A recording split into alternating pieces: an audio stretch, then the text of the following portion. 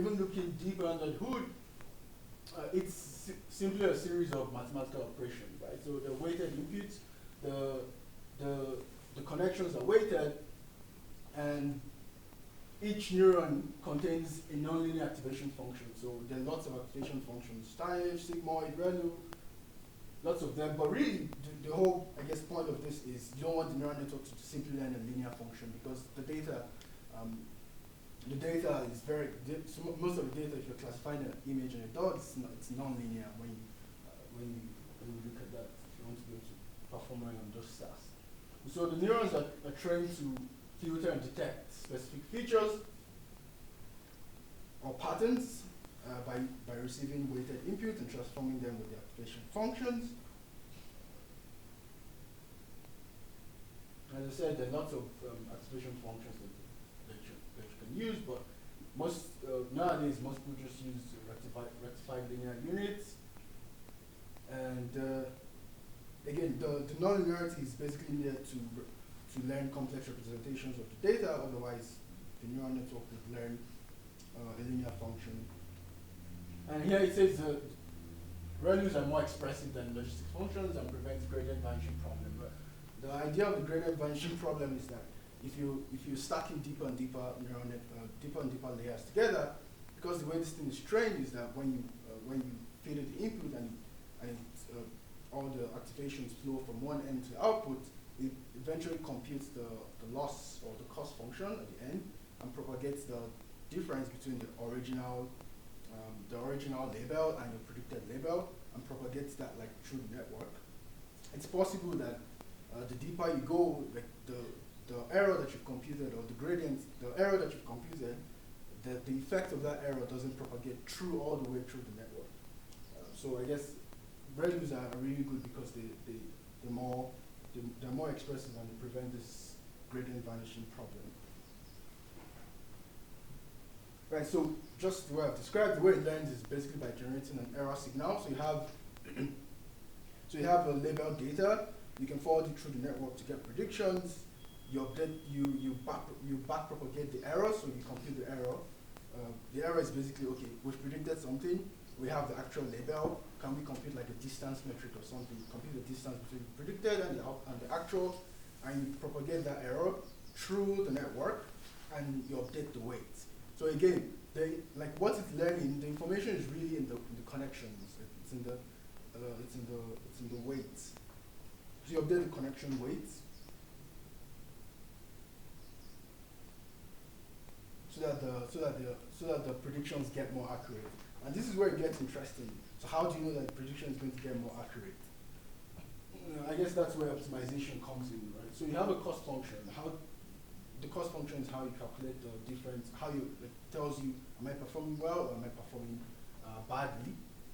So you can use a simple cost function, mean squared error. It's a very simple cost function, or a cross entropy loss, a very simple cross function. And this function, we want to be able to find the minimum of this function. And I guess there are lots of ways of doing this optimization. A very popular one is stochastic gradient descent, which basically finds the local minima of this cost function, and you can use this when you're back propagating to update the weights. I guess this answers the question of how do you know that predictions are going to get more accurate as you update the weight. That's how you know. So this is a visualization from a website that actually you have a bunch of data and you can play with different different activation functions, and it basically shows you like so clearly this is non-linear. You can't simply draw a line to separate these data points, right? So what the neural network does is transforms the data into a higher dimension that makes it easier for you to draw, to discriminate linearly. So you can just draw a simple hyperplane here to separate the data, because it's been transformed into a higher dimension. So it makes it easier. And I guess this motivates the use of nonlinear activation functions.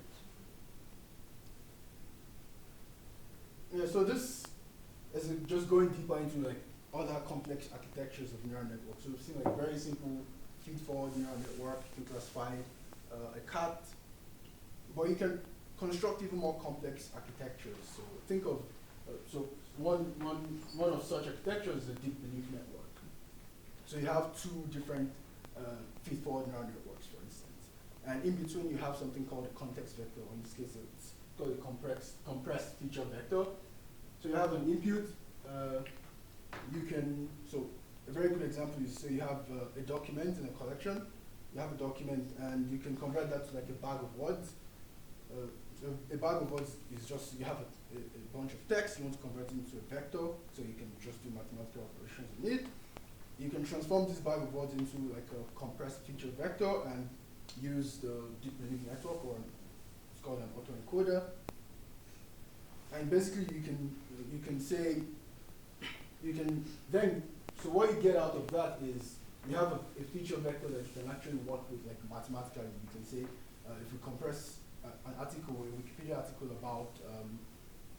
about multiple Wikipedia articles about football, we expect that one way or the other, this vector representation captures that they belong to the same, they're talking about the same thing. Like they capture the same topic. Right? Because it's distributed and because of the way it's trained. So this applies to topic modeling. So that's just a very, very good example of topic modeling. So we want to know, okay, what's this article talking about? If you have multiple articles, ideally they should be able to share similarities between them, and we can leverage the similarities. Another kind of neural network is convolutional neural networks, which are really useful in like image or visual data. Again, this is inspired by the human visual system, which learn like multiple layers of transformations, and you can progressively extract sophisticated representations from input. So imagine you have an image and you want to be able to classify, or you have a data set of images and you want to be able to classify them into like say 1,000 classes. An image of a car, an image of a plane, an image of an animal, etc.